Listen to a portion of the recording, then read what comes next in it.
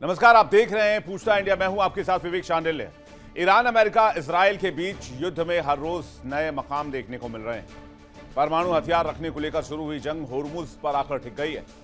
Iran ने होर्मुज पर control करके पूरी दुनिया की सांसें रोक दी हैं। अमेरिका को उसकी औकात बता दी है, यानी पूरी दुनिया की एनर्जी की नब्ज फिलहाल ईरान के हाथ में है। होर्मुज पर कब्जा करने मात्र से ही पूरी दुनिया में त्राहिमाम मच गया। अमेरिका के लगातार प्रहार के बावजूद ईरान सीना तान कर खड़ा हुआ है।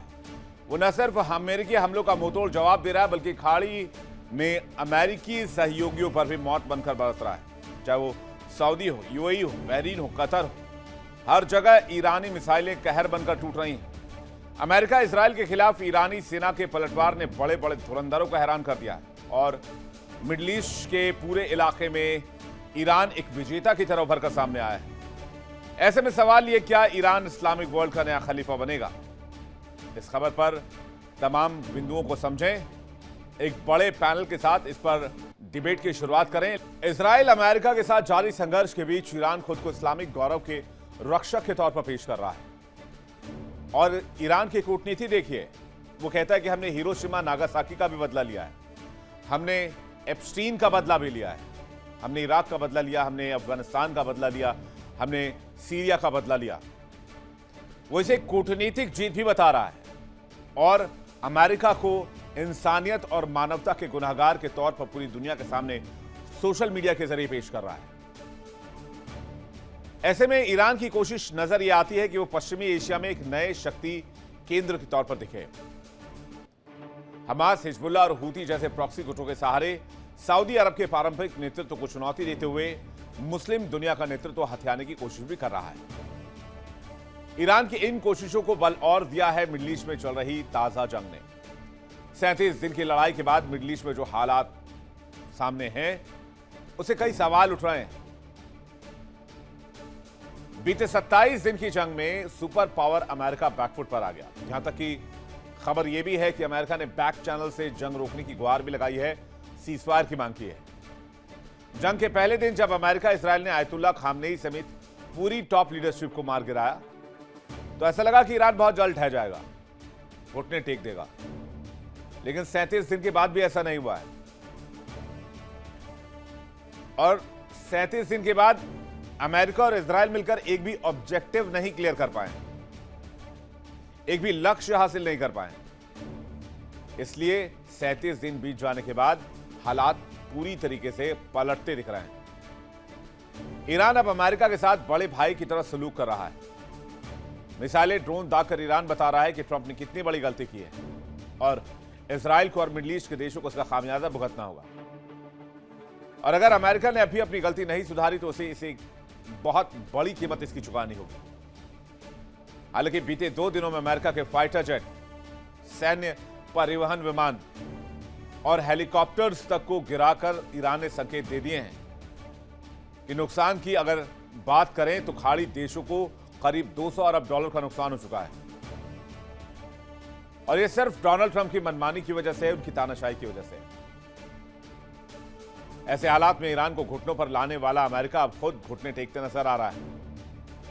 ईरान जंग के मोर्चे पर अमेरिकी सेना के दांत तो खट्टे कर ही रहा है, कूटनीतिक मोर्चे पर भी अमेरिका इजराइल की जमकर घेरेबंदी कर रहा है।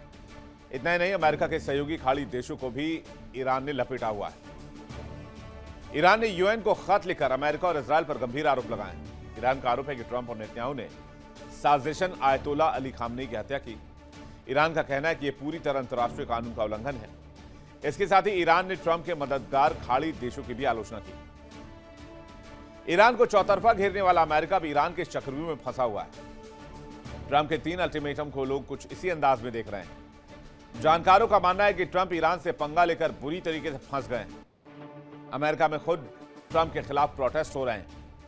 ऐसे में हताश होकर ट्रंप ईरान को ही अल्टीमेटम दे रहे हैं। हालांकि ट्रंप जानते हैं कि उनके तीनों अल्टीमेटम का ईरान पर कोई असर नहीं हुआ है और ना ही आगे उनकी किसी धमकी का ईरान पर कोई असर पड़ने वाला है। ईरान की इस दिलेरी ने धीरे धीरे उसे कई मुस्लिम देशों की आंखों का तारा बना दिया है, जिसके बाद कहा जा रहा है कि ईरान अब इस्लामिक देशों का नया खलीफा बनकर उभर सकता है। कई प्रॉक्सी गुटों के समर्थन के साथ ईरान इस जंग में बेहद आक्रामक रणनीति के साथ आगे बढ़ रहा है आयतुल्ला खामनेई के मारे जाने के बाद ईरान जिस तरह से अमेरिका से लोहा ले रहा है, माना जा रहा है कि पूरी दुनिया में मुस्लिम लीडरशिप के समीकरण में बदलाव हो सकते हैं। तो पूछता है इंडिया में आज का सवाल, अपनी दिलेरी से क्या मुस्लिम देशों में लोकप्रिय हो रहा है ईरान? सऊदी अरब से क्या इस्लामिक कंट्रीज की बातचीत छिन जाएगी, ईरान के पास चली जाएगी? और क्या जंग खत्म होने के बाद ईरान नया पावर सेंटर बनेगा या ईरान तबाही का एपिसेंटर बन जाएगा?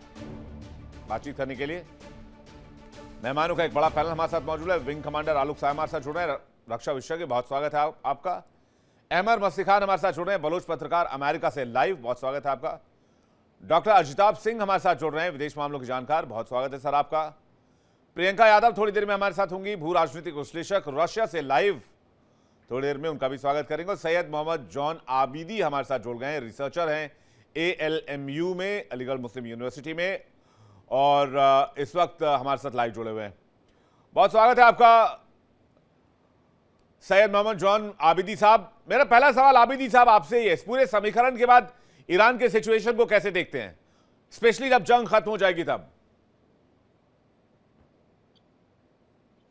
जी, बिस्मिल्लाहिर्रहमानिर्रहीम। सबसे पहले तो आपको और जो हमारे बुजुर्ग पैनलिस्ट यहाँ पर जो जमा हुए हैं उनको, और आपके चैनल से अपने प्यारे मुल्क हिंदुस्तान के जो हिंदुस्तानी हैं, देशवासी हैं, उनको हम सलाम और आदाब अर्ज करते हैं। और एक करेक्शन यहाँ पे कर दूं, मैं अलीगढ़ यूनिवर्सिटी से नहीं हूँ, मैं अल मुस्तफ़ा इंटरनेशनल यूनिवर्सिटी कुम, ईरान से हूँ, और यहाँ पर मैं रिसर्च स्कॉलर हूँ अभी। मुझे बताया गया था जी। जी हाँ, जी जी जी। तो आपका सवाल था कि जंग के बाद क्या होगा।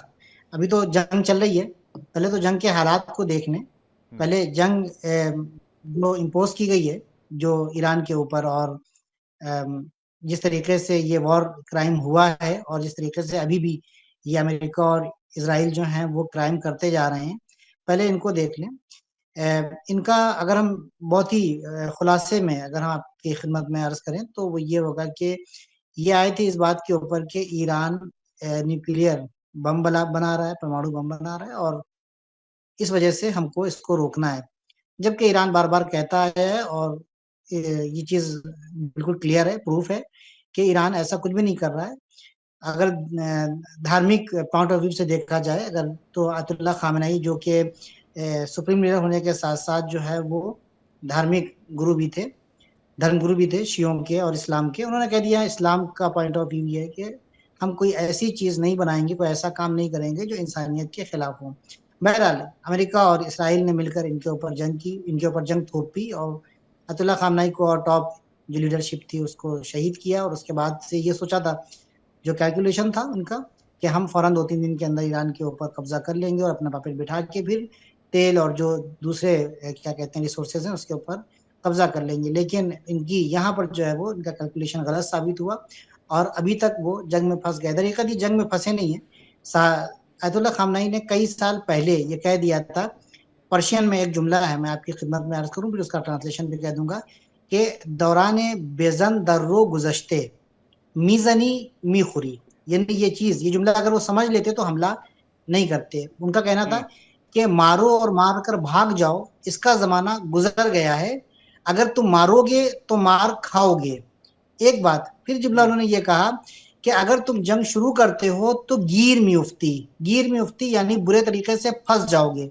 ये 5-6 साल पहले ही उन्होंने ये बातें रख दी थी, इसको सीरियस नहीं लिया अमेरिका और इजराइल ने, और उसके बाद क्या कहते हैं ईरान के ऊपर उन्होंने हमला कर दिया। और अब आप देख रहे हैं सिचुएशन आज की तारीख में क्या अगर ईरान के ऊपर पूरा मिडिल ईस्ट ट्रस्ट कर सकता है एज अ लीडर, मैं बस ये जानना चाह रहा हूं, क्योंकि ईरान अब उस मुकाम पे खड़ा है जहां पर उसने 37 दिनों के तक अमेरिका से सीधी जंग लड़ी है। देखिए यहाँ पर जो है वो ईरान ना लीडर बनना चाहता है, हाँ, ना ही मिडिल ईस्ट में ये चाहता है कि उसकी दादागिरी हो। जी नहीं, जब नए सुप्रीम लीडर आए तो उन्होंने पहला जो अपना मैसेज दिया है उसमें उन्होंने रीजन जो है उसके जो कंट्रीज हैं, खाड़ी की जो कंट्रीज हैं, उसमें उन्होंने बहुत ही खुले शब्दों में ये बात कही कि हम इस रीजन में दोस्ती चाहते हैं, अमन चाहते हैं, सुकून चाहते हैं। हम सबसे सबके साथ मिलजुल कर सारे हमारे जो खाड़ी देश के जो ममालिक हैं वो हमारे दोस्त हैं, उनके साथ दोस्ती जैसा व्यवहार रखना चाहते हैं। बस हम ये चाहते हैं कि यहाँ पर इस रीजन का जो फैसला है वो अमेरिका नहीं करे, वो कोई बाहर का आके नहीं करे। हम लोग मिलजुल कर यहाँ का फैसला करें और हंसी खुशी और अमन और सुकून और चैन के साथ रहें। इसके लिए जरूरी है कि यहाँ से अमेरिका निकले और अपना बोरिया बिस्तर समेटे और चला जाए। उन्होंने बहुत ही खुले शब्दों में कहा। अब अगर देखा जाए यहाँ पर तो अभी तक जो रीजन में स्पेशली जो क्या कहते हैं सऊदी अरबिया है, कुवैत है, बहरीन है, इन लोगों ने अभी तक मुकम्मल तौर पर अमेरिका का साथ दिया है। डोनाल्ड ट्रंप ने 4 मरतबा खुल के कहा है कि नेटो ने हमारा साथ नहीं दिया, लेकिन सऊदी अरबिया ने, बहरीन ने हमारा साथ दिया और हमारे साथ जंग में शरीक हैं। इन्होंने एक मरतबा भी इस बात को कंडम तो ये तो फिर नहीं मिडिल किया कि ईस्ट नहीं के जंग नहीं कर रहे। ये आबिदी साहब आप जो बात कह रहे हैं ये मिडिल ईस्ट के मुस्तकबिल के लिए फिर ठीक नहीं है, क्योंकि अगर आपस में ही मतभेद रहेंगे तो खाड़ी देशों में सब आपस में ही उलझे रहेंगे। और इस बात को समझना होगा कि खाड़ी देशों की सिक्योरिटी जो अमेरिका के भरोसे थी उसको शिफ्ट करना बहुत इंपॉर्टेंट है। अगर वो अमेरिका के भरोसे रखी रह गई तो अमेरिका जब चाहेगा तब आएगा और यही सिचुएशन देखने को मिलेगी। हर मुल्क उससे परेशान होगा, पूरी दुनिया त्राहिमाम करेगी जैसे आज कर रही है। यही चाहता है ईरान भी, विवेक सर, ईरान भी यही चाहता है ना। ईरान भी चाहता है कि अमेरिका यहाँ से निकले, हम लोग अपना फैसला खुद करें यहाँ पे जी। और अपना आपसी ये मतभेद बहुत मिटा इंपॉर्टेंट के है कि खाड़ी देशों को अमेरिका के चौधराहट से बाहर आना होगा और उसके बाद अपनी कोई मुकम्मल तैयारी देखनी होगी। आलोक जी का रिएक्शन चाहूंगा इस पर। आलोक जी। बिल्कुल सही बात है। बाहरी मुल्कों का दखलंदाजी नहीं होना चाहिए, लेकिन अफसोस की बात यह है कि आप देखिए 7 अक्टूबर 2023 को क्या हुआ था। 1195 लोगों को कत्लेआम कर दिया गया और 250 लोगों को हॉस्टेज बना के ले जाया गया। उस समय अमेरिका तो यहाँ नहीं आया था। तो मैं तो यही कहूँगा मिडिल ईस्ट के सभी देशों से कि शांति बनाए रखें। खून खराबे, टेररिस्ट ऑर्गेनाइजेशंस को सपोर्ट करना और ये हमास और ये हिजबुल्लाह, इससे शांति कभी नहीं आएगी। ईरान हमारा बहुत ही अच्छा दोस्त है। हम चाहते हैं कि ईरान में शांति पसंद हो, अमन हो और ईरान जो है वो तरक्की करे। ईरान फिर से खड़ा हो जाएगा अगर स्ट्रेट ऑफ हॉर्मुज पे उसका कंट्रोल है, तो वो उसके पास फिर पैसा आ जाएगा, वो फिर खड़ा होएगा। लेकिन मैं ईरान को दूसरे रूप में खड़ा ताकतवर देखना चाहता हूँ। वो दहशतगर्दी के सपोर्टर के रूप में नहीं, बल्कि एक अमन पसंद, एक अच्छा देश बन के मिडिल ईस्ट में उभरे।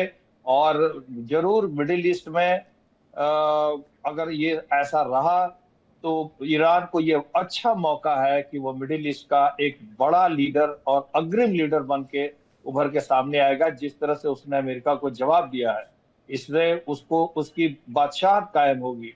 लेकिन भविष्य में, फ्यूचर में अमन शांति के लिए मैं जो रूप अभी ईरान का हो गया था वो रूप मैं नहीं देखना चाहता हूँ, थोड़ा दूसरा रूप देखना चाहता हूँ। जी हाँ। लेकिन आलोक सर, आपने जो जिन प्रॉक्सीज की बात करी, उन प्रॉक्सीज को क्या भारतीय सरकार आतंकी संगठन मानती है, या उन्हें आतंकी संगठन कौन कहता है? अमेरिका कहता है। अगर अमेरिका कहता है तो अमेरिका आईएसआईएस के सबसे बड़े टेररिस्ट के साथ अमेरिकी सदर प्रेसिडेंट व्हाइट हाउस में फोटो खिंचवाते हैं। विवेक जी, शायद आपको याद होगा, और में वो इराक के बाकायदा उनको राष्ट्रपति बनाया गया है। विवेक जी, राजनीति में ईरान अपने आतंकवादियों को माफ कीजिएगा, सीरिया के राष्ट्रपति। अमेरिका अपने आतंकवादियों को आतंकवादी नहीं कहेगा, उसको पालेगा पोसेगा। पाकिस्तान अपने आतंकवादियों को आतंकवादी नहीं कहेगा, उसको धार्मिक संगठन बोलेगा। ये तो पॉलिटिक्स, राजनीति की नीति है। क्या आप कह सकते हैं कि हमास और हिजबुल्लाह रिलीजियस ऑर्गेनाइजेशन है? हम तो अपनी सरकार के स्टैंड के साथ जाएंगे ना आलोक जी। हम तो अपनी सरकार के स्टैंड के साथ जाएंगे। हम अपनी सरकार से तो बाहर नहीं हो सकते, क्योंकि हम अमेरिकी सरकार के स्टैंड के साथ खड़े हो जाएं। ईरान हमारा दोस्त है, हम ईरान के साथ रहना चाहते हैं। वो तो मैंने पहले ही कहा, ईरान हमारा बहुत पुराना दोस्त है, बड़े अच्छे ताल्लुकात है, पुराने हैं। तो अगर ईरान प्रॉक्सी आतंकी संगठन चलाता है तो फिर हिंदुस्तान की मित्रता कैसे ईरान के साथ? ये भी क्वेश्चनेबल है फिर। हाँ, जब तक वो आतंकवादी संगठन हमें ना नुकसान पहुंचाए, हम उससे हम उसको नजरअंदाज करते हैं। नहीं, ये तो फिर बहुत बड़ा एलिगेशन लगा रहे हैं आप, विद ड्यू रेस्पेक्ट आलोक जी, ये बहुत कंट्रोवर्शियल बयान है आपका। विवेक जी देखिए, ये फिर ये गुड जितने टेररिज्म लोग बैड टेररिज्म के पेच में फंसेगा। कि हमास वही तो आप टेररिज्म को गुड और बैड क्यों बनाते हैं? आप बना रहे हैं ना। ना, मैं बिल्कुल जो नहीं, आप बना रहे हैं, मैं तो कह ही नहीं रहा, मैं तो कह रहा हूं कि भारत सरकार ने क्या वो स्टैंड लिया है। अगर हिंदुस्तान भी किसी गैंगस्टर को खड़ा करता है तो वो टेररिस्ट है। मेरा सवाल तो बिल्कुल क्लियर है, या तो हम ईरान के साथ हैं या ईरान के खिलाफ हैं। नहीं, हम ईरान के ठीक साथ है, हैं। अजिताभ जी इस पर क्या कह रहे हैं? अजिताभ जी देखिए, मामला बहुत कॉम्प्लिकेटेड हो गया है, अब मुझे लगता है कि आप इसमें कुछ रोशनी डाल सकते हैं। देखिए, आतंकवाद आतंकवाद है विवेक जी, इसमें कोई दो मत नहीं बिल्कुल है। सही बात। आतंकवाद बैड और गुड नहीं है। मानवता के खिलाफ अगर कोई भी ऐसी कार्रवाई हो जाती है, की जाती है, उसकी निंदा हर कोई करता है। और जब हमने यूनाइटेड नेशंस को 1945 में बनाया, उस समय विश्व के सारे देश जो भी उसके मेंबर थे, उन्होंने ये प्रण लिया, उन्होंने एग्रीमेंट किया, उन्होंने इस बात को अंडरलाइन किया, जोर देकर कहा। उसके बाद दिक्कत यहां पे तब आती है जब हर देश या जो भी देश इस तरह से हैं, अपने प्रॉक्सीज खड़ा करके और उसको अपने स्वार्थ के लिए, और उसमें सबसे अग्रणी अमेरिका ही है। जैसा अभी आलोक सर ने कहा या आपने भी चर्चा की, आज के डेट में आप देख लीजिए 1945 से लेके अभी तक लगभग 70 सालों में अमेरिका ने 100 से ज्यादा देशों में सरकारों को चेंज करने की कोशिश, सफल या विफल कोशिश की है। 40% लगभग वो सफल भी रहे हैं। लेटेस्ट एग्जाम्पल वेनेजुएला है। तो आप देख लीजिए, अमेरिका अपने हित में, चाहे वो सैनिक क्रांति हो, चाहे वो लोगों को भड़का के हो, चाहे वो आर्थिक बंदी बना के, या उसको कह लीजिए कि आर्थिक सैंक्शन लगा के हो, हर तरह से CIA के थ्रू आप देख लीजिए। ईरान में भी, ईरान की चूंकि हम बात कर रहे हैं तो मैं कहना चाहूंगा 1953 में हमारे ईरान के भाई लोग भी साथ में पैनल में है, को पैनलिस्ट हैं, वो इस पे ज्यादा बताएंगे। 1953 में चुनी हुई सरकार थी ईरान में, और उसको CIA और MI6 ने, ब्रिटेन और अमेरिका के एजेंसी, इंटेलिजेंस एजेंसी ने मिलके हटाया उनको और शाह को फिर से लाके बिठा दिया। तो ये तो इतिहास है अमेरिका का, ईरान में भी और पूरे विश्व में भी। तो यहाँ पे कहना अमेरिका ने ही शुरुआत की है, और हर जगह न्यूक्लियर रिएक्टर की आप बात करें, आप उसके जो भी हैं इनरिचमेंट की बात करें, अमेरिका ने ही ईरान में 1957 में एग्रीमेंट किया, और उसके 10 साल बाद उसने वहां पे न्यूक्लियर रिएक्टर लगाए। हर चीज के पहले अमेरिका ने ही आगे बढ़ के किया है। आपने कहा अलकायदा को किसने सपोर्ट किया, ISI को आपने ही कहा किसने सपोर्ट किया। दुर्भाग्य से अपने एजेंडा को सेट करने के लिए, उसकी अपने स्वार्थ की पूर्ति के लिए, चाहे वो पाकिस्तान हो, चाहे वो अमेरिका हो, और चाहे वो ईरान हो, हर कोई ये करता है। यहाँ पे लोगों का हित, विश्व का हित, ये सबसे पीछे चला जाता है, और दुनिया उस जंजाल में फंसती चली जा रही है। और ये वर्ल्ड ऑर्डर जो हमने, जिसमें अमेरिका ने ही एक तरह से लीडरशिप रोल किया था कि हम एक विश्व व्यवस्था बनाएंगे, एक प्रॉपर विश्व व्यवस्था बनाएंगे, आज वो अव्यवस्था का जो आलम है, और उसकी वजह से जो आर्थिक अव्यवस्था है, मेहम है कहिए, इतनी बड़ी त्रासदी, ये अपने आप में मुझे लगता है कि जैसे अभी कुछ साल पहले हमने कोविड का इतना बड़ा दंश झेला पूरी दुनिया ने, और फिर से एक उसी तरह की महामारी, आप कह लीजिए तेल के रूप में, गैस के रूप में, एनर्जी के रूप में हम झेल रहे हैं। और इससे निजात पाने में ईरान का भी उतना ही बड़ा रोल है जितना अमेरिका का। बहुत बार मैं इसकी आलोचना कर चुका हूं, मैं कई बार इसके बारे में मैं आलोक जी से और अहमद जी से कई बार मैंने डिबेट में और डिस्कशन में चर्चा की कि ये जो सिचुएशन है, इसमें एक गरीब से गरीब तबका का इंसान भी अगर आज पीड़ित है तो उसके जिम्मेदार सिर्फ और सिर्फ अमेरिकी सदर हैं, डोनाल्ड ट्रंप है, उनकी वजह से ये सिचुएशन बनी है। आज लाखों घरों में 2 टाइम का चूल्हा नहीं जल रहा है, 2 टाइम का खाना नहीं पक रहा है, तो उसके लिए जिम्मेदार सिर्फ एक व्यक्ति है, अमेरिकी सदर है, क्योंकि उससे इस बात से कोई फर्क नहीं पड़ता। उसके पास अरबों खरबों डॉलर्स हैं, लेकिन पूरी दुनिया को फर्क पड़ता है इन चीजों से। शायद ये बात डोनाल्ड ट्रंप नहीं समझते। अब हमारे साथ प्रियंका भी जुड़ गए रशिया से लाइव। प्रियंका, आपका भी बहुत स्वागत है। अहमद साहब से जवाब चाहूंगा, ईरान का स्टैंड फिलहाल कहां देख रहे हैं आप इस जंग में? ईरान के साथ जो अमेरिका ने किया है वो जारियत है, और वो ये जो बात कर रहे हैं कि हम ईरान को स्टोन एज में भेजेंगे, ये वॉर क्राइम है। आपने शुरू किया कि आप न्यूक्लियर उनके हथियार ले लेंगे, आपने मिसाइल की बात की। आज आप आ गए कि उनके स्कूलों, यूनिवर्सिटी, उनके जो तहकीकी इदारे, उनके हस्पताल, गांधी हॉस्पिटल तेहरान में, ये कहाँ की शराफत, कहाँ की इंसानियत। ये ट्रम्प कहता है कि मोरालिटी को मैं डिफाइन करूंगा कि क्या अच्छा है क्या बुरा नहीं है, वो मेरी मर्जी से होगा। ये कहाँ होता है भाई? ये क्या कुरून वस्ता का कोई बादशाह बन गया है? ये चंगेज खान है, हलाकू खान है? ये क्या बला है? देखें, ऐसे नहीं होता है दुनिया में। एक उसूल होते हैं, एक तरीक़ाकार होता है, एक अतवार होता है।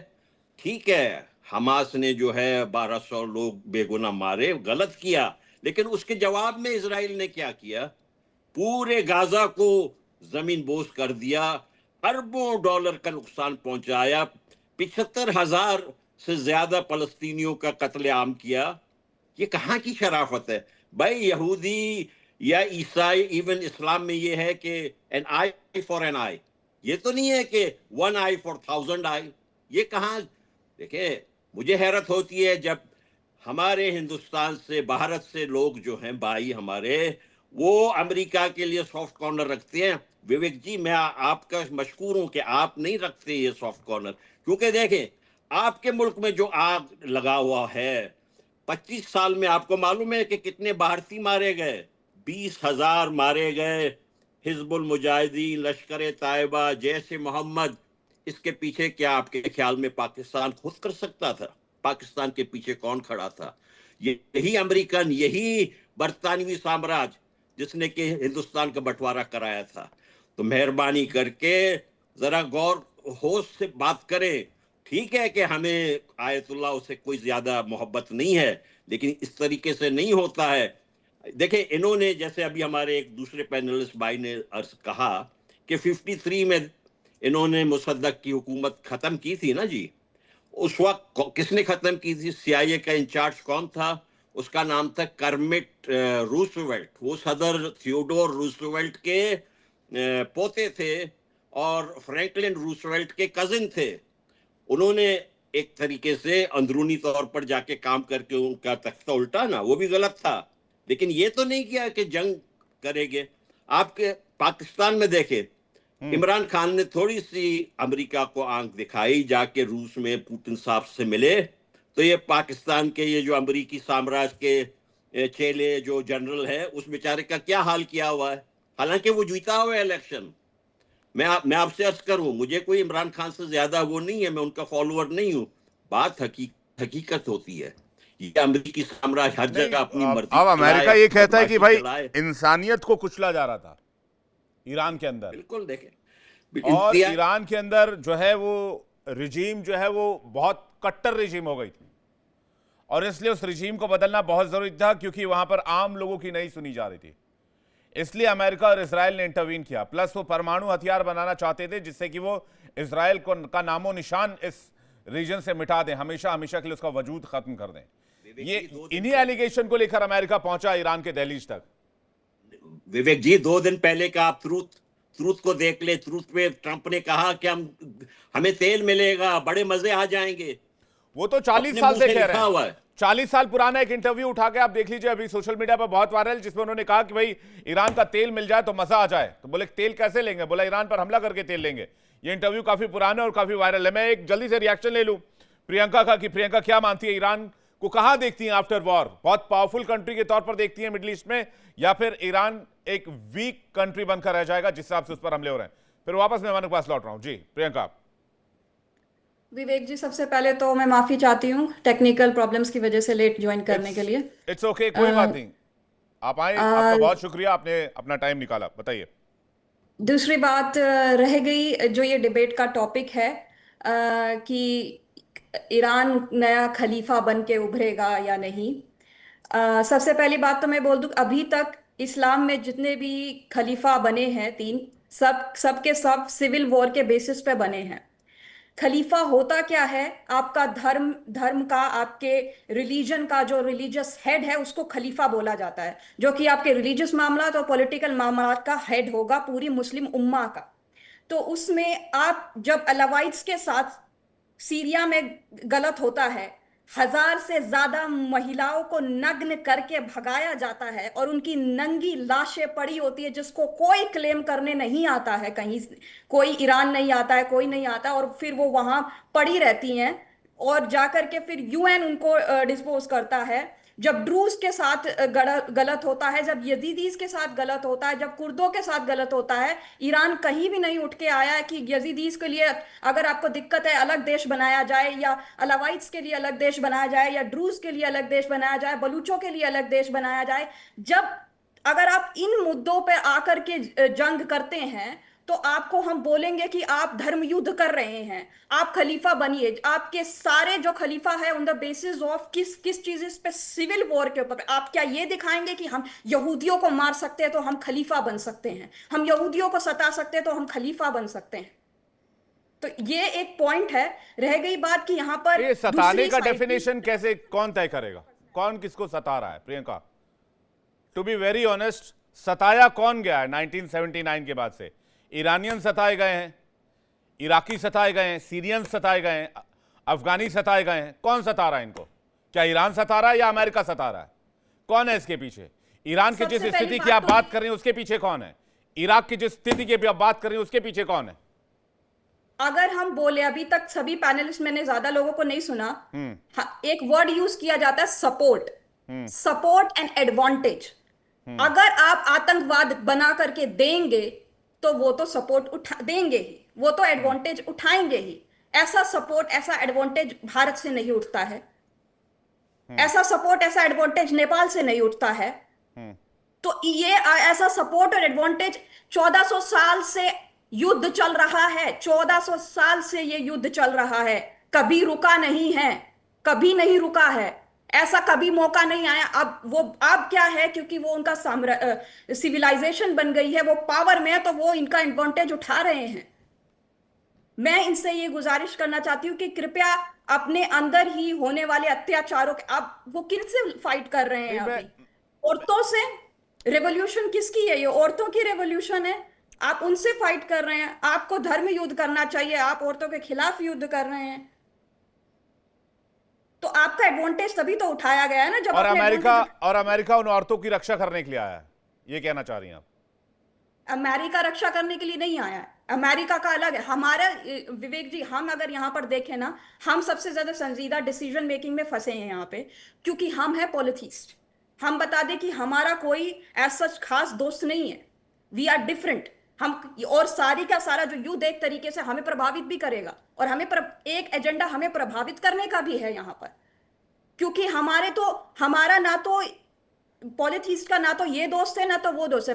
ट्रम्प तो नार्सिसिस्टिक आदमी है, पूरा नार्सिसिस्टिक आदमी है। जब वो इंसान यही बोल देता है कि मुझे अपने आसपास अपनी तारीफ और अचीवमेंट गिनाने वाले लोग बिल्कुल पसंद नहीं है, मुझे वो लोग पसंद है जो सिर्फ मेरी तारीफ और अचीवमेंट गिनवाए। तो यहां पर जो प्रॉब्लम है एक हमारे लिए कि हम कैसे अपना स्टैंड लिया जाए, और दूसरी प्रॉब्लम इजराइल के लिए, क्योंकि उसको सामने एक नार्सिसिस्टिक और एक कॉग्निटिवली डिक्लाइन पार्टनर है उसके सामने, जो कि चीजें करता है और फिर अपनी ही गलत स्टेटमेंट से उन चीजों को बिगाड़ता है, जिससे अब ये क्लियर हो गया है कि उनकी जो कॉग्निटिव डिक्लाइन है वो वर्दी नहीं है उनके पोजीशन के लिए। सो ये सिचुएशन डिसीजन मेकिंग के लेवल पे बड़ी डिफिकल्ट लेवल पे चली गई है, जिसमें हम ये नहीं कह सकते हैं कि ईरान भाई बेचारा है, उसके साथ दिक्कतें हो रही है। नहीं, ईरान भी बहुत सारे लोगों के साथ दिक्कत कर रहा है। आपने कहा और अमेरिका भी दिक्कत आपने कर कहा रहा है।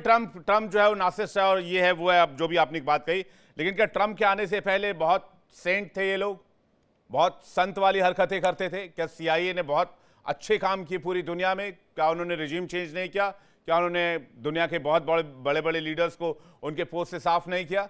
मैं कह रहा हूं बैलेंस कैसे होगा और कौन लेके चलेगा? अगर कटघरे में आज ईरान को खड़ा किया जा रहा है तो अमेरिका तो दूध का धुला हुआ नहीं है। अमेरिका ने क्या किया थोड़े दिन पहले? अभी इंडिया के साथ 50% का टैरिफ लगाया, उसने कहा कि और बढ़ाएंगे आपके ऊपर टैरिफ, और आज ईरान के ऑयल को सैंक्शन फ्री कर दिया है। कल कहते हैं ईरान को तेल नहीं बेचने देंगे, आज ईरान पर अटैक करके फिर कहते हैं ईरान अपना तेल बेच सकता है, हमने ईरान के ऑयल को सैंक्शन हटा दिया है। मैं कह रहा हूं इट्स हाई टाइम कि दुनिया इस चौधराहट से बाहर आए। हो गया बहुत वक्त डॉलर के पीछे भागते भागते, पूरी दुनिया जो है वो सिर्फ बैंकिंग सिस्टम के पीछे दौड़ते दौड़ते। ठीक है, अब ये यूनिपोलर वर्ल्ड नहीं रह गया, अब ये बाइपोलर वर्ल्ड बन रहा है। हमें नहीं चाहिए किसी की चौधराट जो ये डिक्टेट करे कि कौन सा देश किस हिसाब से चलेगा। हर देश को ये अख्तियार होना चाहिए कि कौन सा देश वो अपने हिसाब से चलना चाहता है। 1979 से अगर ईरान पर सैंक्शन नहीं लगाया गया होता तो ईरान एक पावरफुल कंट्री होता, वो अपनी तेल दुनिया भर में बेच रहा होता। दुनिया का second third largest reserve Iran के पास है। मैं इंसानियत के तौर पर कह रहा हूं, बाकी मेरा ईरान से या फिर किसी और देश के अंदरूनी मामले से कोई लेना देना नहीं है।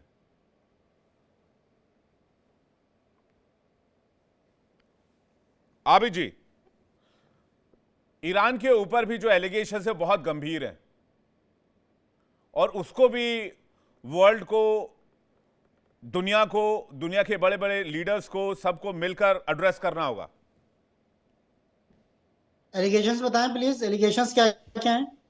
अभी दो तीन डिबेट में गिनवा दो सारे प्लीज। एलिगेशन ही लगे हैं, चाहे वो प्रियंका की तरफ से लगे हों, विंग कमांडर आलोक साय जी की तरफ से लगे हों।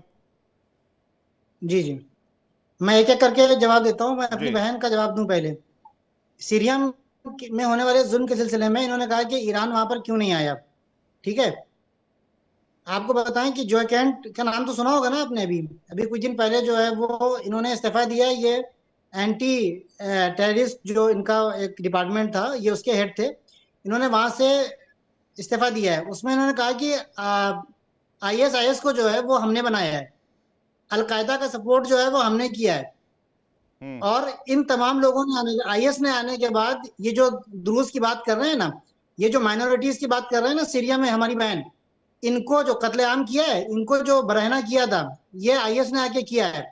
और इससे लड़ने के लिए कौन आया था पता है आपको? ईरान आया था। हाज कासिम सुलेमानी जी, जिनका असैसिनेशन अमेरिका ने करवा दिया था इराक में, उनको जो इराक से भगाया और सीरिया से भगाया था, अभी जो दोबारा लाके बैठा दिया जुलानी को, जुलानी उसी का एक पार्ट था जिसके ऊपर से सारे जो है वो जो इनामात रखे हुए थे वो हटा दिया। उसको जो है सीरिया का प्रेसिडेंट कबूल कर लिया है, अपने साथ जो है मिला लिया है। इनको हटाने के लिए ईरान आया था। आपकी जो मालूमात है इसमें जरा जाके एक मरतबा रिसर्च कीजिए कि कौन आके लड़ रहा था। ईरान आके लड़ रहा था। रही बात ईरान की, आपने कहा भी कि ईरान जो है वो औरतों के ऊपर जुल्म करता है, औरतों के लिए जो है वो कोई आजादी नहीं है। आपको ईरान के बारे में पता है? 97% रेट जो है वो ईरान का लिटरेसी रेट है औरतों के लिए। इस्लामिक रिवोल्यूशन से पहले सिर्फ और सिर्फ 35% औरतें पढ़ती थी वहां पे ईरान में, इस वक्त 97% है। कुल लिटरेसी रेट ईरान का जो है वो 87% है इस्लामिक रिवोल्यूशन के बाद। ये धर्म युद्ध, ये धर्म नहीं है तो और क्या है? ये धार्मिक हुकूमत ने आने के बाद ये सारे काम किए हैं। रही बात प्रॉक्सी की, मैं बहुत जल्दी दूसरों का वक्त नहीं लूंगा। ये हमारे रक्षा विशेषज्ञ, हमारे बुजुर्ग जो बैठे हुए हैं, इन्होंने कहा है कि 7 अक्टूबर को इसराइल के ऊपर हमास ने हमला किया और हिजबुल्लाह जो है वो ईरान की प्रॉक्सी है और हिजबुल्लाह टेररिस्ट ऑर्गेनाइजेशन है। हमारा मुल्क तो नहीं मानता है उसको। आप तो हमारे देश के जो है वो जिसे कहते हैं कि हमारी फौज के रह चुके हैं, आप रक्षा विशेषज्ञ हैं, आपको हमारे देश का जो है पक्ष रखना चाहिए। आप वेस्टर्न आइज से देख रहे हैं, आप अमेरिका की बात कर रहे हैं, अमेरिका ने इसको करार दिया है।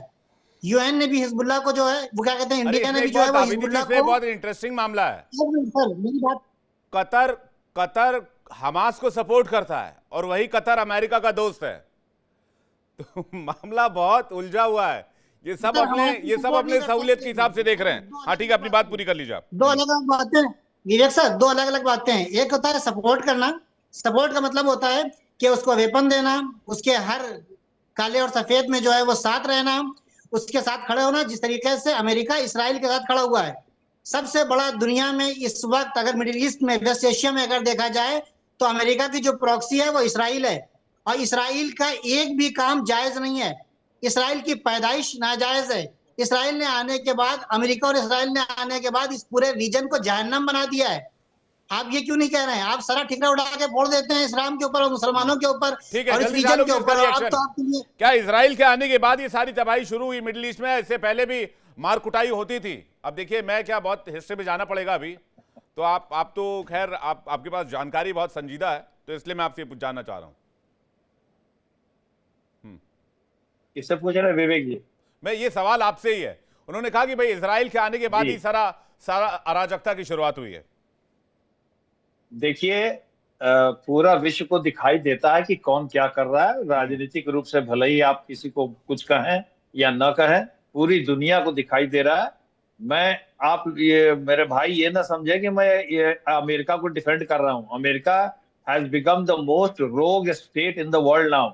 उसने पूरे दुनिया में तबाही मचा रखी है और अगर ऐसा ही रहा कुछ दिन तक ट्रम्प साहब रह गए तो मेरा विश्वास मानिए अमेरिका मैंने उसी समय बोला था जब यूरोपियन यूनियन और नाटो से उसका खटपट हुआ था कि very soon this is the beginning of the end of Alok ji US. 40 trillion dollar कर्ज लेकर बैठा है, इधर उधर हो गया तो बहुत सारे देश डूब जाएंगे।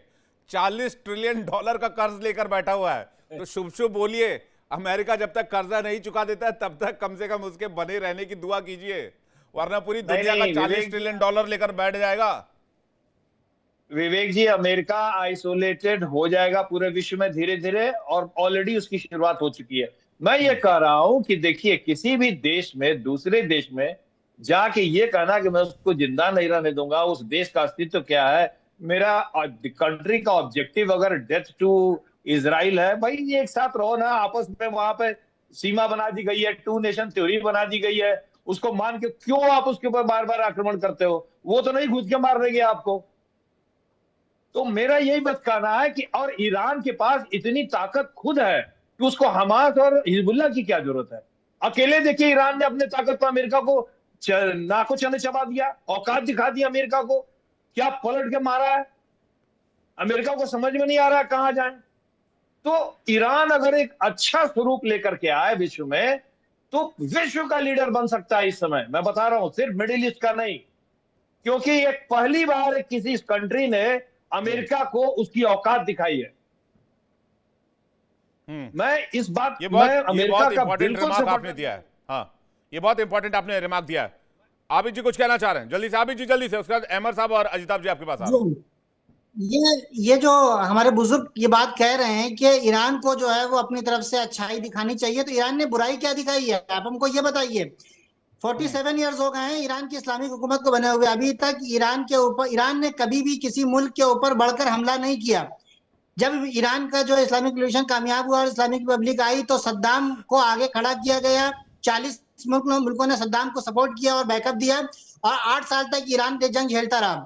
ईरान के ऊपर सैंक्शंस लगा के, आपको पता है अमेरिका ने, अभी रिपोर्ट है, द लैंसेट की रिपोर्ट है कि 38 मिलियन लोग, 38 मिलियन, 3 करोड़ 80 लाख लोग सिर्फ अमेरिकन सैंक्शंस की वजह से दुनिया में मरे हैं। ये बात कोई नहीं करता है सर। उसके बाद जो है वो लगातार इसराइल अमेरिका को, जो ईरान को थ्रेट करता रहा है, हमेशा जो है उसने उसको धमकी दी है, और अभी भी 2 मरतबा टेबल टॉक पर ईरान है, पीस की बात कर रहा है, ये बात कर रहा है कि अमन और चैन होना चाहिए। ये इंश्योर कर रहा है, ये बात जो है वो श्योर कर रहा है कि भाई हम न्यूक्लियर वेपन नहीं बनाएंगे। ओमान के जो मीडिएटर थे, वहां के जो फॉरेन मिनिस्टर थे, उन्होंने आके कहा, लास्ट टाइम उन्होंने कहा कि ये बहुत अच्छी टॉक जा रही थी, ये हमला किया है। एक बात रही बात प्रॉक्सी की, ईरान ये क्लेम करता है कि हिजबुल्लाह जो भी हमला करता है वो अपनी, ईरान का बार बार ये क्लेम करता है कि वो उनकी अपनी रणनीति होती है और वो अपना फैसला खुद लेते हैं। ये फिर ये कहानी क्या है? फिर अजिताब जी से जान लेते जल्दी से, क्या है प्रॉक्सी वाली कहानी? देखिए, यहाँ पे विवेक जी मैं कहना चाहूंगा, इजराइल एक रियलिटी है। ईरान के हित में है कि इजराइल के अस्तित्व को माने। इजराइल का नहीं मानना सबसे बड़ा ड्रॉबैक है, और चूंकि अमेरिका शुरू से इजराइल को सपोर्ट करता रहा है और यूनाइटेड नेशंस ने उसको मान्यता दी है, तो फिर ये ईरान या कोई भी XYZ उसको ना माने। ईरान, ये अजिताब जी, 1979 के पहले ईरान मानता था, और जो एक सेकंड आदित्य जी, एक सेकंड, और 1979 से पहले जब ईरान का निर्माण, इजराइल का निर्माण हुआ, तो ईरान उन देशों में था जिन्होंने सबसे पहले इजराइल को एज ए कंट्री मान्यता दी। प्रॉब्लम शुरू तब हुई जब ये खुमैनी साहब रिजीम में आए, और इस रिजीम ने इजराइल को मान्यता देने से इनकार किया, बिल्कुल, बिकॉज ऑफ फिलिस्तीन एंड हमास।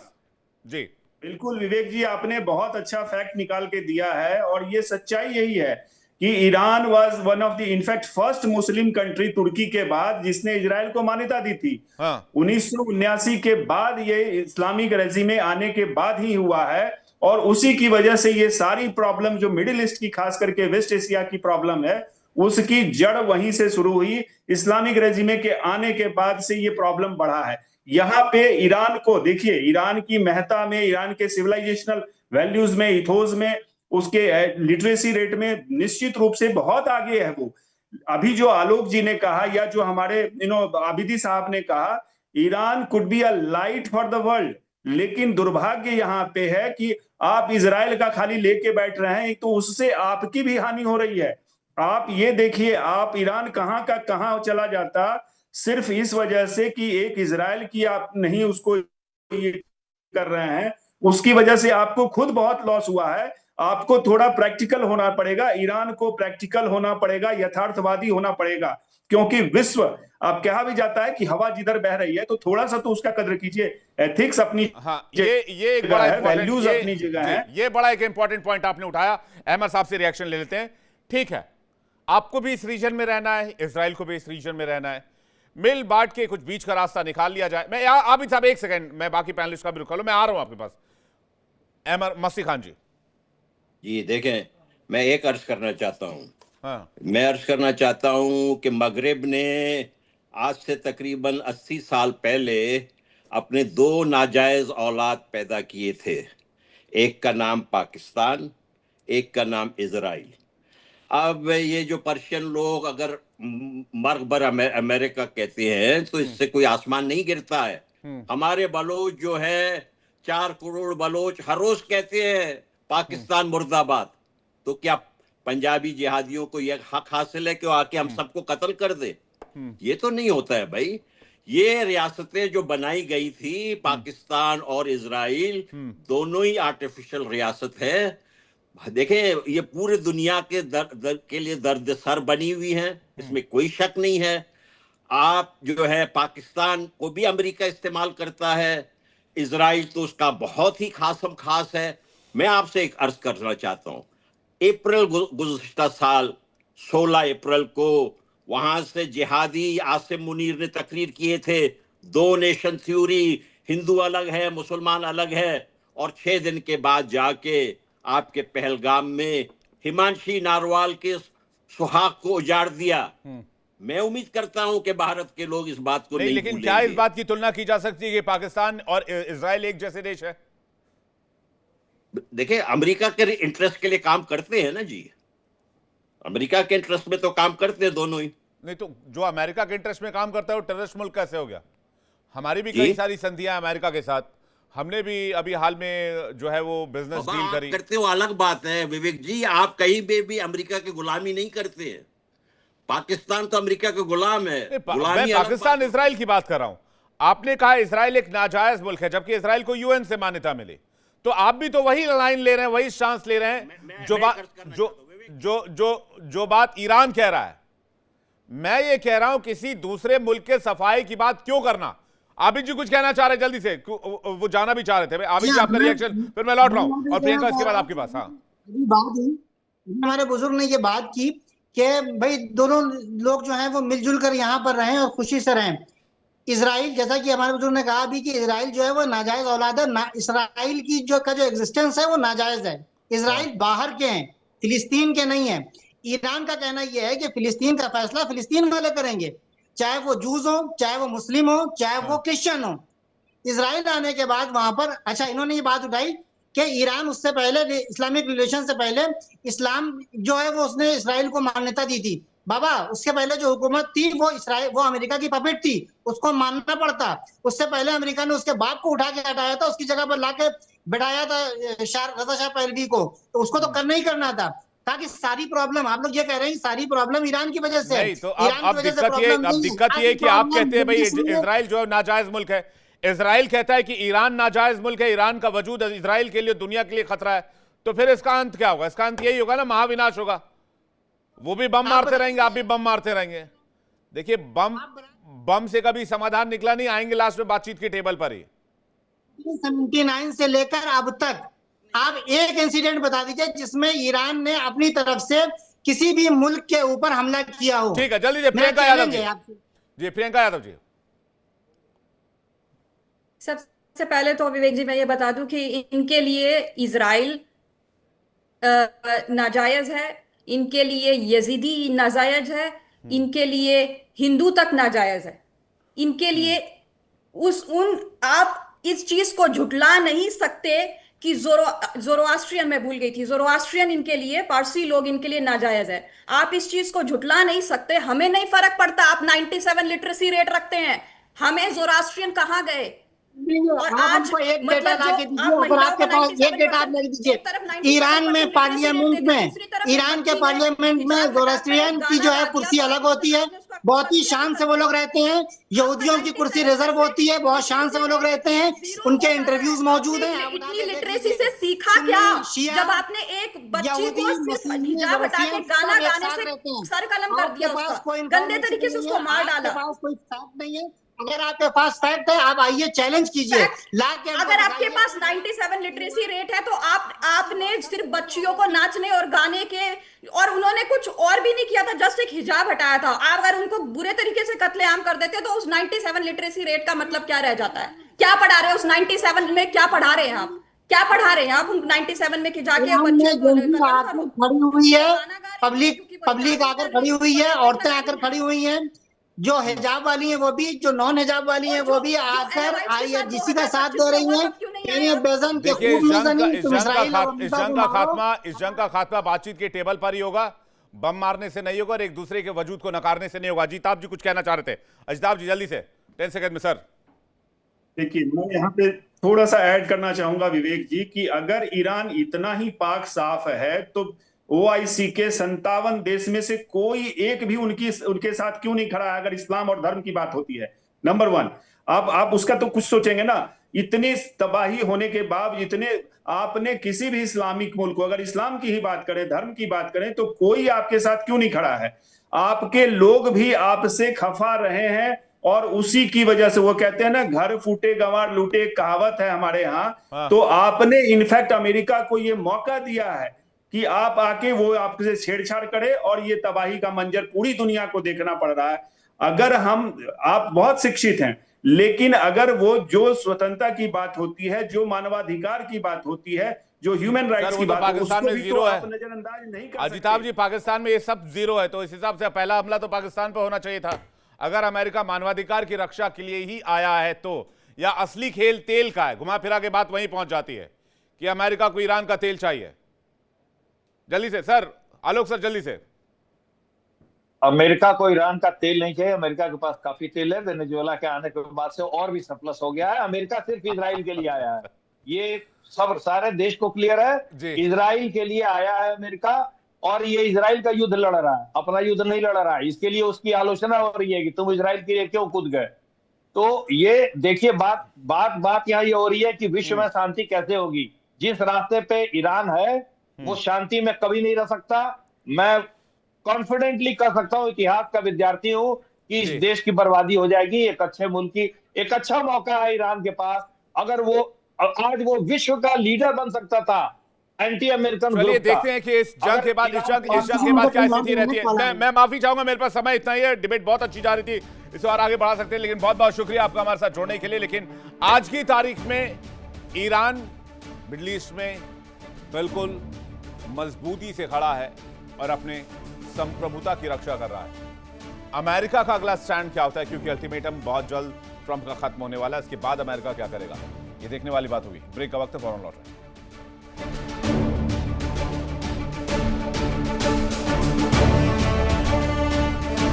देखिए इंडिया डेली 24/7 अब आपकी स्मार्ट टीवी पर।